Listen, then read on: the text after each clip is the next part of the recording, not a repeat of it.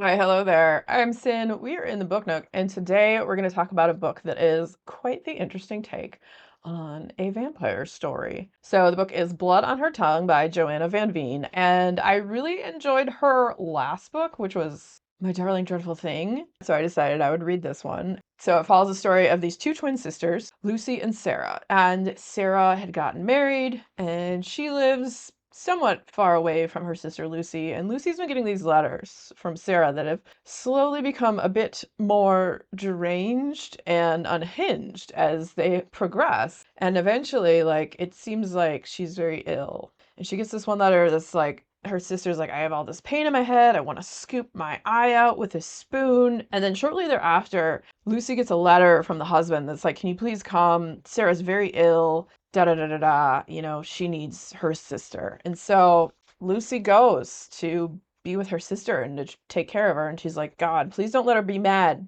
again. It seems as if Sarah's had episodes before, and they also seems to be a thing in their family that had an Aunt Adelaide that was put into a asylum or something along those lines before. So, however, Lucy, on the way there, she misses her train. The horse that was taking her carriage to the train station throws a shoe, so that delays her by like 2 hours. She gets out of the carriage, she breaks the heel off her boot, she sprains her ankle. Finally, she gets on the train. Some smelly lady drops her bag in her lap, like, because she didn't even notice that she was sitting there and is just like a big a-hole to her when she notices she's there. And then the smelly lady starts screaming because there's a tiny little spider on the window. And so, like, literally, the universe is like screaming at Lucy, do not go there. Don't go to your sister. But Lucy, like, even though maybe she kind of like acknowledges all this stuff might be trying to prevent her from getting to her destination, she still goes. It's her sister. She loves her sister. That's her blood. That's her twin. Like, how's she not gonna go? She has to. It's in her body and soul. She gets there. And when she finally talks to Sarah, Sarah's like, get out of here. Leave. And then she starts talking about at some point, like Sarah's like, thinks something's in her brain and eating her brain and all of this stuff. So they're like, she has a fever, she's very ill, she's ranting and raving, she's not quite herself. And Lucy's like, well, let me just be with her and take care of her and try to figure this out. So there's also this other relation of Sarah's husband there too, Katja. And so she's there as well and has been helping take care of Sarah. And so the husband's name is Michael. And then there's also Arthur, who was their friend all throughout their youth. And he's now a doctor. So he comes and he takes care of Sarah as well. He seems to be on the nicer side. And what is actually going on with Sarah is super weird. And it all started only 2 weeks ago. So this decline happened over 2 weeks of her becoming like ranting and raving and somewhat mad and saying stuff and all that stuff. 2 weeks prior, on their land at this estate where they live called like the Zwartwater House, and Zwartwater means like black water, and they live near the bogs. And when it rains, all these puddles form around the house and there's looks like black water. So that's what their house is called. And so their property is on where like they drained the bog. They find these people that were working on their land to like cut up peat and stuff, probably for fuel and all of that. They found a body. The body they found, though, had some weird stuff going on with it. So there was like wooden stakes that were driven through the knees, the elbows, the shoulders, the neck, and then there was a big rock in the mouth of this body. And they couldn't quite tell if it was male or female. First off, that's weird.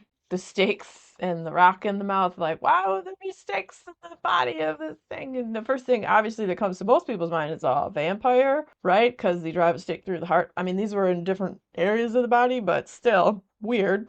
And then when they saw the body, because Michael and Sarah went and saw it. So Sarah saw this, and Sarah was always inquisitive and very scientific, and so this was very fascinating to her. And when they found the body, she goes and she's wanted to take the rock out of the mouth for whatever reason. I wouldn't want to be that close and touching it, like, ugh, gross.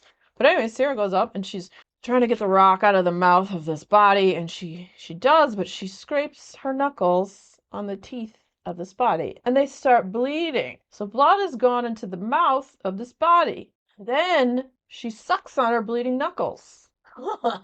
This can never be good. No, you shouldn't have done that. No, no, no. And then no one ever connects this to the fact that 2 weeks later, now she is severely ill. And immediately after that happened too, she felt like insanely tired.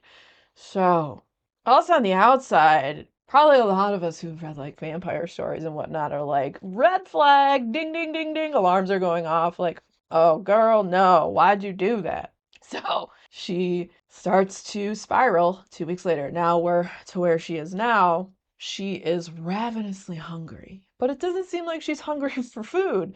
And at one point in time, her doctor Arthur comes and is trying to do something, and she bites him and starts sucking on his blood. Oh, hey.